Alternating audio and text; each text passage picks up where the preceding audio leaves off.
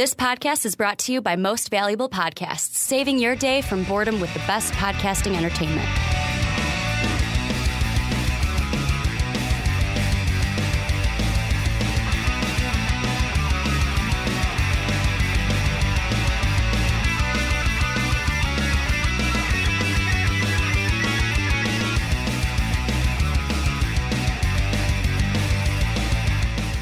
Welcome, nerds. I'm Mark Weber, and you're listening to A Graphic Conversation, the bi-weekly podcast where we read, discuss, and recommend the best, and hopefully not the worst, in graphic novels. So I'm joined, as I always am, by my good friend, the original man-child, Ricky Widmer. What's up, guys? And what we did this time, we read Han Solo, because we have...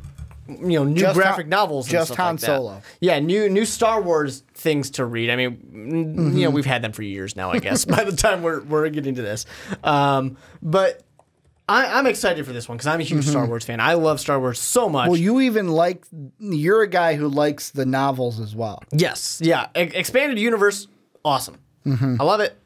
I miss it because it's Legends now is what they call it. And now we just kind of reset some stuff and did some different things. We'll talk about it. But if you are new to this podcast, the way it works, we're going to be in a spoiler-free section. So if you haven't read this graphic novel, you don't need to just yet. We will get to a spoiler zone later, so we'll warn you. Don't worry about that. But we're just going to kind of talk a little bit first. And my first question I usually have to ask. Before you do that, I got to interrupt you. Oh, I got a housekeep. Housekeep, I got man? a housekeep. I'm too excited to talk about Star Wars. We have not talked about any Star Wars on a graphic conversation. No, you're so excited. You're just reading, getting to go to the bit. So I gotta turn a little bit so I can show you my MVP t-shirt, which you can get on mostvaluablepodcasts.com in our store down below in the description. Don't forget to head to patreon.com/mostvaluablepodcast where you can potentially be on this show. And we got to thank our patrons. They're the whole reason we were able to buy the comics this season. Exactly. You guys helped us buy all of these comics. You also can get a free... Well, it's not free. I'm sorry. You guys are buying in to support us, and we're giving it back to you to thank you for your support. You get an extra podcast, whether it's video, whether it's audio, however you want to do it. If you want to call in, if you want to be a part of this newer thing we got going on, our $5 tier, where you get to decide what other video we do, what other content we have. Holy crap, they get to decide? They get to vote. We're giving them that much power? This is democracy in action. They get to vote. All right, man. And actual democracy. They legitimately get to vote, and whichever wins. If there's a tie, we'll figure that out later. No empire here, man.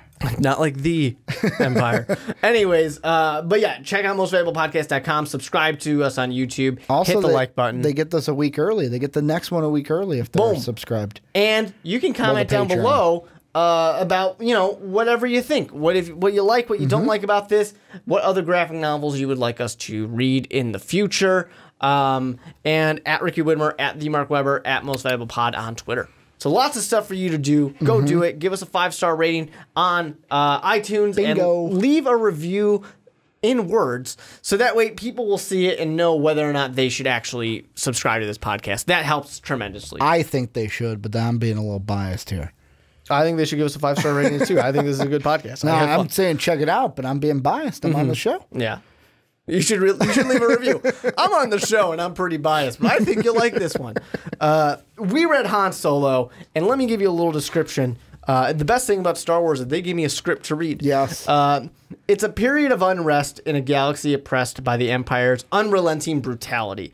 There's little hope for change. Nonetheless, rebels have banded together to fight back against such corruption. While the rebellion grows in power, Imperials fight to crush any hope for an overthrow. With the Empire's hands full, the opportunities for crime are endless. Han Solo, in all caps of course, has taken a step back from the rebel cause, returning his focus to what he does best, smuggling. Untrusting by nature, he's skeptical of any who cross his path. Unfortunately for him, he cannot stay under the radar forever. Expectations coming in? Well, my expectations, number one, was so I didn't know heading into this the information that you told me that this kind of happened between 4 and 5. So I didn't know if we were going to get a Han Solo like we're going to see in Solo, a Star Wars story, where it's like before Episode 4, Han Solo's just starting out, or if we were going to get the Han Solo that we all know and love, which is Harrison Ford Han Solo. So, I mean, after starting reading it a little bit, I was very thankful and I loved that it was the Han Solo that we all know and love, because one of the best things about this is Han Solo, and especially like the interaction between him and Chewie, reads exactly like, of course you got to kind of put the inflection on it, and I'm a guy who reads comics out loud, so I can do that. You kind of get to read it like you're Harrison Ford being Han Solo. And, you know, we talked about it in the last episode because we were talking about as we're going forward. But Star Wars is one of those cool ones where Harrison Ford was Han Solo before anything else. Yes. Unlike Robert Downey Jr., who was not the first time we've ever seen Iron Man. Was he Han Solo before he was Indiana Jones? I don't know. I'm going to look it up. You look that up because I'm not a big Indiana Jones fan. Movies are cool, but I don't care that much about them. But, you know, Harrison Ford was Han Solo. You know, Carrie Fisher was Leia. That's all it was. Mark Hamill is Luke Skywalker. Nobody else has done this until now. So we always had a guy to go after to look like this in comic books, which have existed before. You know, in the old expanded universe, comic books existed before this whole Marvel comics, the Disney takeover, essentially. So that's always really cool that you have that, and you have that particular character. You know, Han Solo was shaped by Harrison Ford. You know, Mark Hamill shaped Luke Skywalker. He was not Indiana Jones until after Empire Strikes Back. There you go. Yeah, I know that was a big thing, and I don't know completely Harrison Ford's you know, career, although he's from the area, from the Chicagoland area. But I don't know his whole career necessarily. But, you know, I do remember something about George Lucas wanting kind of, I don't want to say no names, but lesser known actors to be his people. Everything before A New Hope, I couldn't tell you what it is. Could not tell you. And that's kind of George Lucas's desire. That's what he wanted. My expectations for coming in, actually, I kind of thought we would get this prequel. I thought it would be shaped a lot more like what they're doing the movie about. Yeah. But then afterwards, when I started reading it, I quickly realized that that's not the case. Older. I thought, well, yeah, that doesn't make sense because Disney, Marvel, it's the same thing. Why would they give us two of the same thing? Yeah. This is supposed to carve out. And they also, and on let's purpose, be honest, with a lot of this was written 2 years ago. So this was written before the movie. Oh, they knew they were going to do this movie. True. As soon as they bought it, they knew they were doing this movie. But that's the thing, because pretty much all of the comics, when they first came out at least, because I haven't read any of them in a while, they all centered around either right before Episode 4, so Rogue One time period essentially, or to fill in some of those gaps between 4, 5, 6, something like that. They left the real kind of between 3 and 4 stuff. They left some of that gap for these movies. Yeah. You know, for like a Rogue One, like a Star Wars story Solo. Like when we eventually get, you know, who knows, if we get a Lando movie or if we get a separate Leia movie. I would love a Lando movie with Donald Glover as Lando. I haven't even seen him in the movie yet, but just from the trailers, I'm going to love him as Lando. So those are my expectations. You know, I expected, the thing the expanded universe was always known for was really great hits and some really bad lows. So part of me coming into this, even though I've read some of the other Star Wars comics, and they're pretty good for the most part. They're not amazing, but they're pretty good. So I expected something pretty decent. I had high hopes. You know, I don't know if I expected it to be about a race. Essentially, it's about a race. I didn't expect it at all. And that was kind of a thing that threw me, which is funny because the movie's not going to be about a race, but it's going to have a certain really special, really well-known run in it, it seems like, from the trailers. Although I've avoided a lot of the trailers, so I could be completely off. Are you doing that on purpose? Yes. I don't really... I saw the first trailer, you know, like the kind of teaser one, and I don't really want to watch anything else. Because you want to go in and... I respect that. Yeah, I did the same thing with Force Awakens. Okay. I did the same thing with Rogue One. I didn't do it for Last Jedi. I was too excited. Yeah. I'm sorry. With Force Awakens, I I watched trailers for Force Awakens. I didn't watch them for Last Jedi. Well, there was even something today. I was watching a podcast, and they're like, hey, you know what? Like, we're going to talk about Luke Hamill possibly spoiled something. So if you don't want it spoiled, and I'm like, click. Yep. I'm out. I'm not listening. Exactly. I can't have it spoiled. I don't want anything still spoiled. good, and I shouldn't say this because it's going to ruin it. I'm still good on Infinity War. I have not had anything spoiled for me yet. I haven't seen it. We got to go see it. I'll go see it a third time. I've seen it twice. I got to see it a third time already. Yeah, I haven't seen it yet. We got to do that. Well, I could have seen. I had my family around when it first came out, and I almost thought about seeing it with my dad. You know what? Stop the podcast. Sorry, guys. We're gonna go see Infinity Wars. Like that's how important. We'll see you in about 3 hours. That is how important it is. But I mean, back to a little bit with Han Solo. There were this is a book where overall, I'm not gonna give you my recommendation right away, but overall, I thought it was good. However, there are a few spots where I'm like, all right. There's weak spots. Kind of like that. There are weak spots, but you're going to enjoy reading it. And I think you should. If you like Star Wars, if you like space, if you like Outlaws, this is something that's for you. Just if you like Harrison Ford Han Solo. Because it reads like it's Harrison Ford. It does. You'll definitely enjoy it. You'll have fun reading it. And that's important. I mean, this is going to be super cheesy. But it's a comic book. It is. It's supposed to be fun. And you're going to have fun reading this one. Art is good. I love the art style. It looks like Star Wars. Well, it's kind of like, you can tell it's got that little bit of New Age Marvel vibe to it. But it's very much where it's it's not too realistic, but it's realistic enough to where it's okay, that is Han Solo. Yeah, exactly. That is Chewbacca. Exactly. It feels Princess Leia looks exactly like Carrie Fisher. And the interesting thing with a comic book like this is you get to explore some of these different alien races that they're not going to do in a Star Wars movie, or that's never going to get the focus. I mean, there's a certain one that follows Harrison Ford, around Han Solo. It follows him around, and you're like, I would never see that in a Star Wars movie. They're not going to do it. Yeah. It's cool to see it now. I do wonder some things continuity-wise with this. They make things happen, and we'll talk about it very soon. Well, there's things that happen in this where I say, I feel like Han Solo would have mentioned it in Episode 5 and Episode 6 and, and 7. I feel like there are things that he would have said. So that's the hard thing when you're trying to fit things from different decades together. After it. So it's hey, this already happened, but we're going to shoehorn this story in. And it's not like Rogue One where it's hey, they didn't say anything. Oh, wait, that's right. They dead. Yeah. They died. they didn't do anything on purpose. Yeah. It's tough to do that, and it's difficult to make something still fun and exciting while also not making it life-changing. Yeah. So that's a tough battle for writers to do. Because, let's be honest, it doesn't affect anything from Empire Strikes Back. It doesn't. No. It's just the kind of thing where I'm like, I feel like Han Solo would have mentioned something and that's like this. That's one of the things after I read it, I said to myself, I'm like, you know what?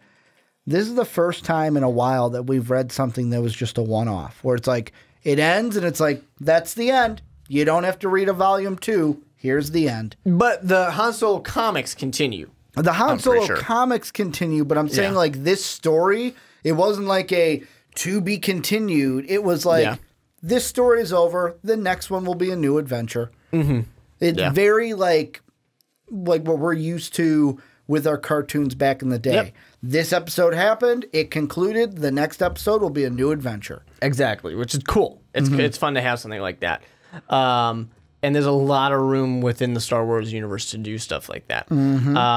So what we're going to do now is I'm going to give you a warning. Do not press pause yet, but we're going to enter the spoiler zone, and we are going to talk spoilers. We're going to ruin everything. You don't need to have read this yet. That's okay if you don't want to read it. Just be here for the conversation and let us know what you think about Star Wars, because Star Wars is fun. But if you do want to read it, we both think that you should. You go get it. I mean, it's Han Solo. It's the graphic novel. It's issues 1 through 6. You can do that, and you can join us for the spoiler part and know exactly what we're talking about.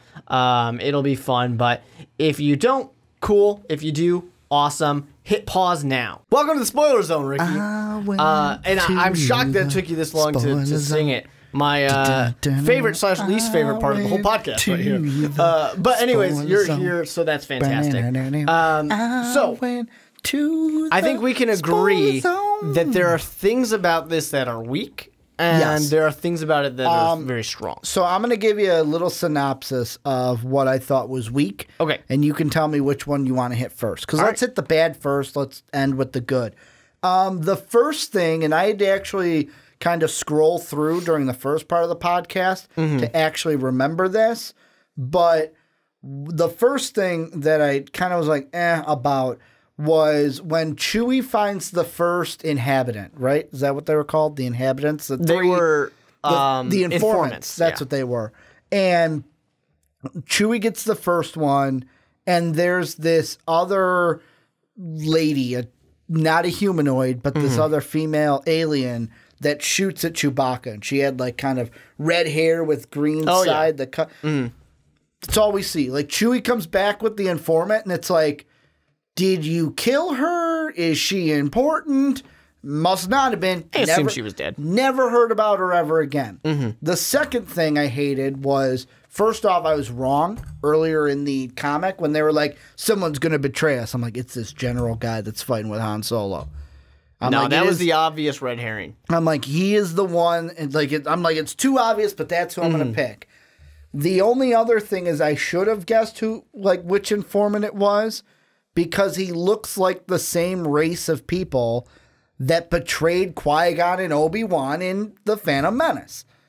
He looks just like the council guys that kind of that gassed the room from Phantom Menace. So you know what I'm talking about? Yeah. When Qui-Gon and Obi-Wan. So I should have known that. And then the ending was kind of like crap, we kind of have to end this. Let's end it on a good note. Here's a story. Here's a lesson that you've learned. Da, da, da. Well, a couple things I want to add, and we'll get to these things. I hope we'll get to all of them, to remember to get to all of them. Yeah. There are certain technology things and space and time the things warp portal that do not feel like Star Wars. And you're talking about the space. That's the space between space the and time. Stargate essentially is what they made. They made a Stargate. They made a Mass Effect relay. Whatever you want to call copyright infringement right there. Yeah, they made one of these type of things. It's basically a portal that takes you from one end to another, only in one direction. And that does not feel like Star Wars. And then there's this other thing where it's like there's this creature that exists in a different dimension that a different alien suddenly let loose. Doesn't feel like Star Wars. Explain it to me, but explain it to me better, because they never I didn't expect them to mention the Force because Han's not a Force user. Yeah. But he also doesn't really care that much about it. No, he doesn't. Not until episode 7. But the thing that would have been cool if one of the other racers was a Force user. Or at least cared a little bit. Or was like a Force, what do they call Leia? Not a Force, not a sensitive. Jedi. Yeah, like Force sensitive. Yeah. Would have been Force sensitive. Although maybe there are people in the comment section that are mad at you who are saying in the Legacies now, or Legends, whatever it's called, Leia was a Jedi. Whatever. Superman Leia was stupid as shit. I'll always think of that. But, the whole, what's her name? Lee Ran Ano. Basically the one that was like, this is my last race. The main alien. I think it would have been cool if she was a Force user or Force sensitive. Well, here's the thing. That's the thing where it's like, do you think it's weird. She should be. She, without a doubt, is Force sensitive because she's able to do things. But talk to Han Solo through a glowy ball. Well, I think they were talking on headsets.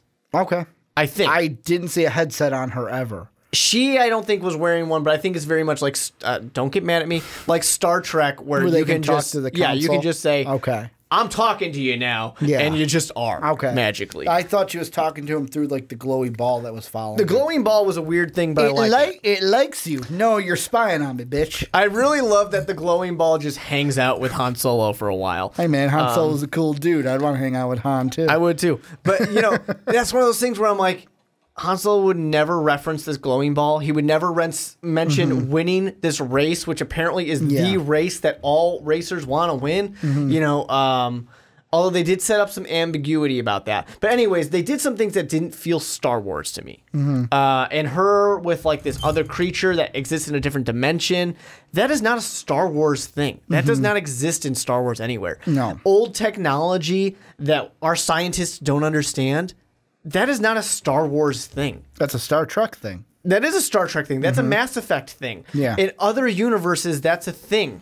But in Star Wars, we're already way, way, way back. This is what you get when the mouse tries to make stories like this. And that's man. exactly what it is. Parts of it feel like it's people who don't 100% understand Star Wars.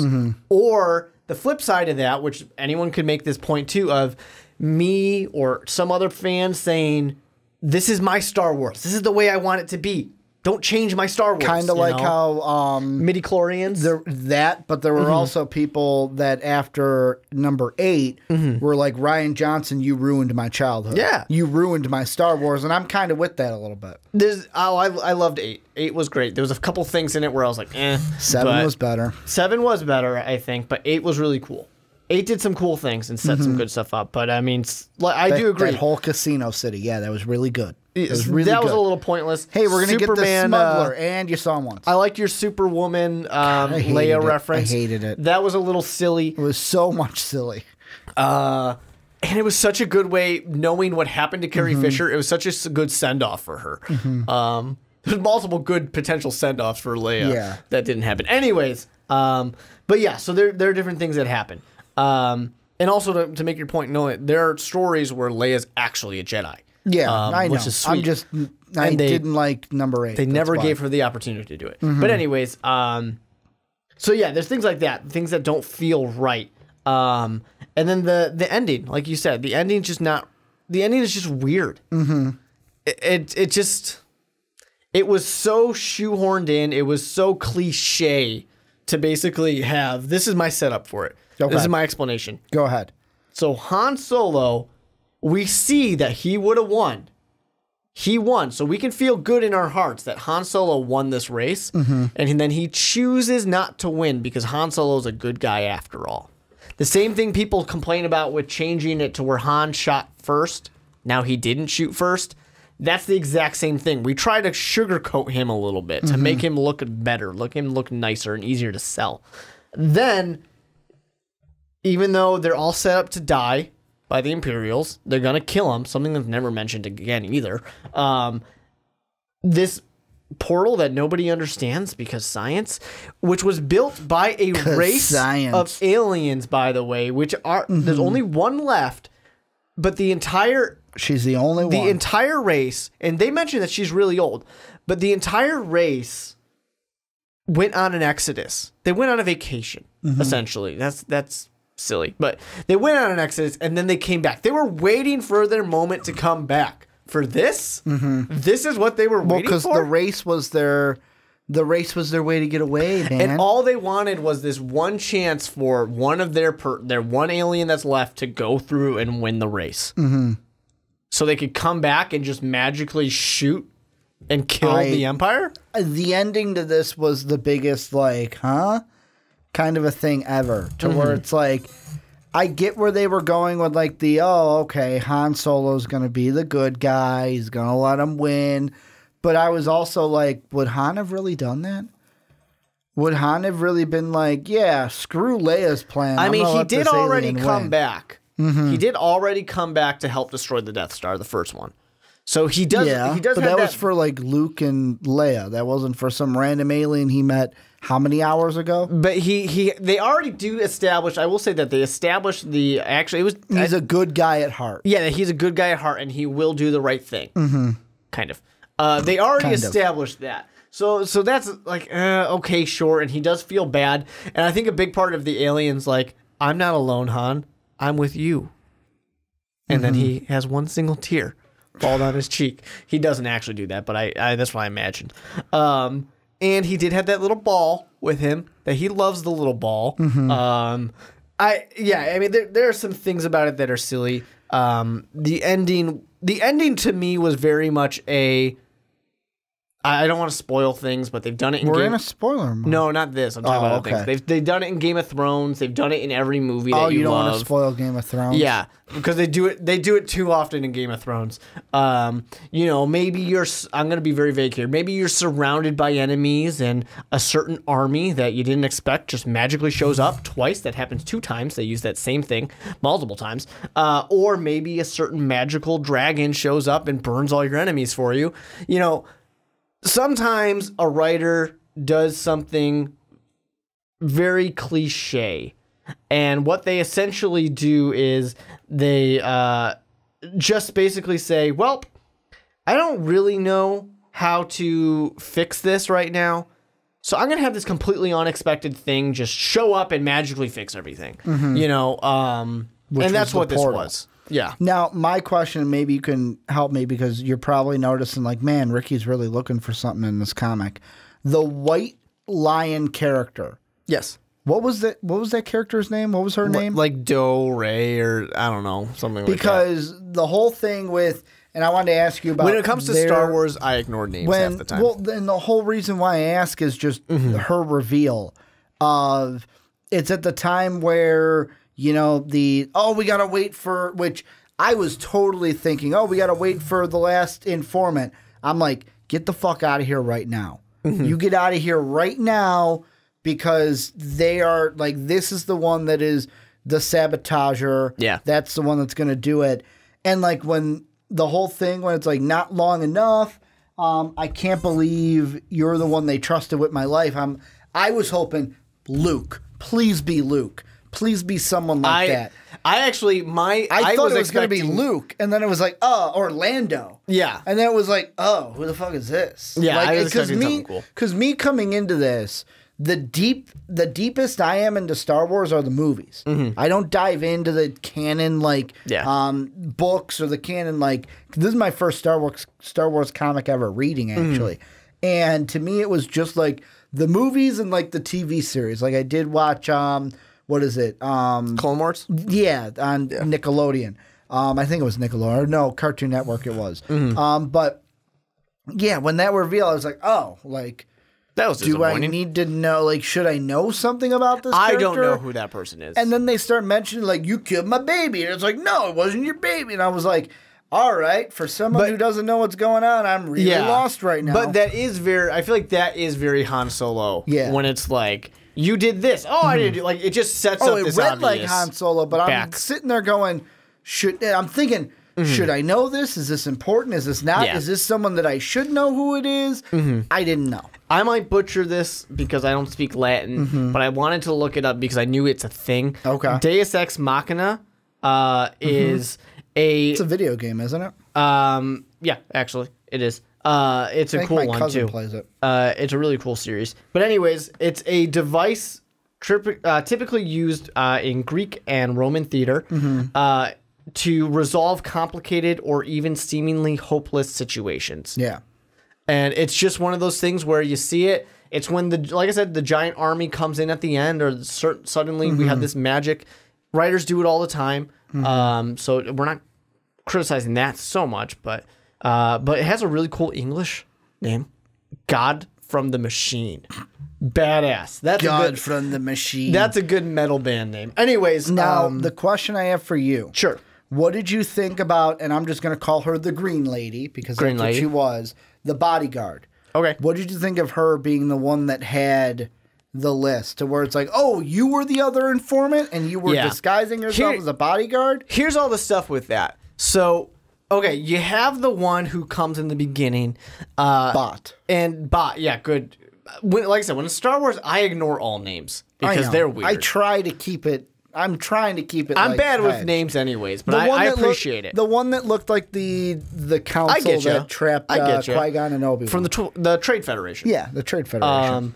For those of you who care about international, or I'm sorry, me and Qui-Gon whatever, the universe, the Federation in. You got me completely lost. But the universe is politics. If you cared about that in the prequels, anyways, got to sing some Weird Al on a podcast. I love Weird Al. I've been to a Weird Al concert. It's a fun, great time. Anyways, I bet it is. A little polka. So you have those guys. I actually thought pretty quickly that it was going to be him. You thought he was going to be the sabotager? Yeah, because Sabotage. he was very quick to start pointing fingers and very quick to be like, let's get out of here, you know, stuff like that. Yeah. So it just seemed too obvious. I just thought he was on edge. Nah, too obvious. Then when you had the other one who they're immediately confrontational, that's a red herring immediately. The white lion one. Very obvious that this is not going to be it because they want you to believe it is. Then they get the other one that shows up, and my thought was just, it's too late. Plot-wise, story-wise, for it to be you, it feels too late for that to be the case. So it seemed too obvious to me to begin with. You know, the whole thing about the master list or whatever, I didn't really care that much about it. It didn't seem like that big of a deal to me. And that's why, to me, like, having it be her and how they, like, revealed it, I was like, oh, well, I totally didn't think, like, you never dangled it in front of me. So when you revealed it, I went, oh, shit, I kind of forgot she could have been an option. Because it's like, oh, I'm Chewie, I'm giving him off to you. And then we never see her until the very end. Yeah. Well, you see her a little bit because she's questioning Han Solo, and she's really like, I don't trust you. And the thing that should have been the biggest clue is when she runs on the ship, she says, "Your worship, you're the same thing. Your that worshipness. You're the same thing." He says to Leia. Yeah. So that should have been the red flag right there. But it was just something where I'm like, oh. Didn't hit me like I thought it would. It's the pancakes. Always beware the pancakes. Didn't have that huge, impactful, like, Persona fans out there that I was expecting from it. But the other part in this, and I can't find exactly where it is. What did you think of the part where it was like the blue text where he's talking to himself, where it's himself, him in real life, himself, him in real life? I was reading that going, okay, I'm confused. Let me read all the blues, then read all the whites. Oh, I was fine with it. I mean, that's classic comic book. To have the internal monologue, the narration, and then just what's felt actually like happening. This one, for some reason, like, the thoughts were so, like, not connected to where I was like, okay, I got to figure out what's he saying in his head and then what's he saying out loud. I didn't have an issue with it. I mean, the only thing that was a little interesting was to see the announcers. Yes. And then him, and then also having the Imperials talking to them too. I really like the announcer thing. Yeah, which there was a lot of interesting things going on with that. I mean, I think they did the race very well. The race is fun. At first, I was a little like, it's about a race? But the race was actually fun. It was cool to see it. You know why they made it a race, right? Because that's what he does, the Kessel Run? Yeah, that's... I made the Kessel Run in 12 parsecs. I was like, you said it! Yeah, they had to have that in there. They also had, when he was first getting on the first planet, I can't remember the character's name, but from also Phantom Menace, they had the same type of character that was the main Podracer. That was the bully of Anakin. Had one of them warn him, and I was like, "Oh, you're really kind of reminding me of Phantom Menace right now." Now this is pod racing. Now this is pod racing. Let's try spinning. That's a fun trick. God, it reminds me, episode 8, because we were talking about it earlier. I don't know about you. I don't know if me and you have had this conversation. When they got to the planet and you heard the like, I'm like, oh my God, it's going to be pod racing. And it's chocobo races. I'm like, what? Yeah. What is this, Final Fantasy? I'm glad that you threw chocobos out there. I'm really glad you did that. I love Final Fantasy. That was awesome. Yeah, I definitely, I think it was a lot of fun. That's the thing about this. This felt fun. It did. It was enjoyable. There were a few spots where it's like, I wouldn't have done that. Yeah. Like the whole time and space thing. But overall, it was fun. And the best thing I liked about it, it's one-off. The story ties itself in the end. Next adventure for the next They did a good novel. job with a lot of the race chaos artistically. Yes. It felt chaotic, but you could still see visibly what was happening. You're talking about like the actual race. Yeah. Okay. When they have the actual art from the race, especially in the beginning where it was just utter chaos. I thought from you the were start. talking about like the races between them because there was one. No, they do a good where job with that too. The two twins where they're like they make that comment like, aren't you supposed to be slaves right now? Like, and it's like, oh wow, the Twi'leks or Twi'leks. Yeah, it's like usually when I see those characters, they are slaves in These Star are the Wars. kind of things where like you never actually say these words out loud, And so, like, with these Star Wars alien races stuff, you never say them out loud. You just pick a way to say it in your head. And then when you do say it out loud, you're like, is this the right way I'm supposed to say it? Twi'leks is the way I've always said it. But anyways, I mean, they do a cool thing like that. And that's the thing I like. That alien where it's just them, that's a cool-looking race of aliens. The green and purple. The tiger alien, that's a cool-looking race. The little ball... That's cool that exists. I don't understand what it is. Is that a separate race, or is but it's cool. It seemed like it was almost like the children or the souls of that alien race. Well, I'll tell you right now, the race that is the one that's like, this is my final race, and she was like the main. This is my final form. Yeah. She reminds me of something that you may not get this, but it reminded me of something out of World of Warcraft. Yeah, I'm not gonna from get it. the it was oh crap, I'm trying to think of the expansion. Burning Crusade, the bog, basically. I was like, oh, this is, I remember fighting you when I played World of Warcraft or something similar to you. That's funny. So that's what it reminded me of. Yeah. Yeah, it's interesting for sure. And then the other guy kind of reminded me of like a blue what's his name? Not Mephisto. Basically the guy who Mufasa. The guy who is in charge of the company that creates Wolverine, basically. Oh, okay. That they kind of teased at the end of one of the Wolverine. It looked like him, but blue. I think that one thing that's kind of cool with this, I do like the story behind the race, that this group put it together because they wanted to have companionship through racing. And it's kind of a cool thing. It's weird that they do it in this way where people die, but... Did they originally do that, or did people adopt it to where they, hey, let's make it more violent? Not clear. Not clear how they did it. After these people disappeared, did other people go, hey, I like this idea, but let's make it way more violent? Right. Well, they mentioned sponsors and whether the sponsor going to be happy with stuff. At the end, people get just stranded. So that's kind of cool. It's exactly like NASCAR, though. Drivers have sponsors who pay for the car and pay for everything. Exactly. And then if you get stranded, they come get you. So, that's kind of fun stuff.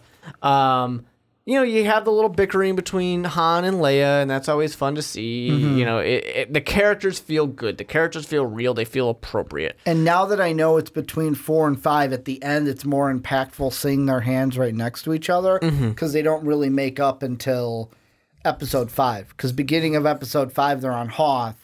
And they're still having that argument back and forth. Like, fine, I'll leave then. I wasn't going to stay here much longer. Right. Fine, go. Fine, I guess I'll find Luke. Whatever. Chewie, we got to go. And this is cool because, too, they still haven't gotten there yet. They're still not there. Like, Chewie, what do you... Like, he comes back after... before he goes to find Luke, he goes, Chewie, what are you doing? Why are you taking this apart? We got to leave. Yeah. Nice Chewie impression. I tried. I gave you credit. It's really weak. It wasn't as strong as I wanted it to be. but you gave it a solid effort. A for the old college try. Yeah, exactly. So it's fun. I'm thinking if there's anything else. The only other thing I want to say, because I mentioned it before, I just feel like some of this stuff would have gotten mentioned. I love the one part where it was like, give me a reason to leave. Punch to the face. Right. Get the hell out of here. And that's cool, too, because she's trying to be like, to throw off any sense of like, I'm mad at you. I want you to leave. And Han Solo doesn't get it. Yeah. But anyways, he's just like, oh fuck, she hit me in the face. Right? She's like, I was gonna mac on that. Anyways, I was gonna mac on it. I just feel like he won this huge race, which is famous. Everyone who's a pilot wants to win this race. He never mentions it. And I know that's because of the timeline and when things were written. Yeah. But it's one of those things where just continuity-wise, I think it throws a little bit of a wrench into some things.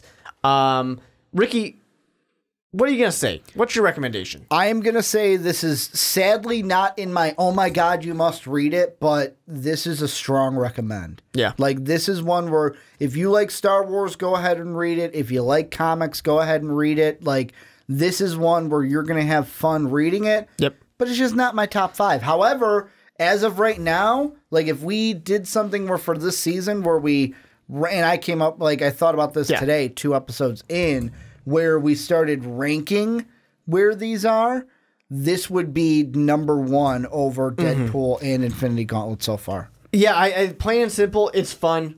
You should read it. If you like Star Wars, you should definitely read it. Any space things, you should read it. It's a lot of fun. Just like the one that we're going to be reading in 2 weeks, which you can get a week early via Patreon. Hell yeah. And that's Morning Glories Volume 6, TP. So let me tell you a little bit about that. After the climactic events of the Season 2 premiere, the Glories and the Truants find themselves more lost than ever, haunted by the things that they've seen and done, collecting the suspense and the heartbreak-filled arc coming up now. And I'm really excited. We love Morning Glories. Don't forget to give us that thumbs up, that like. Let us know in the comment section what you disagree with or agree with.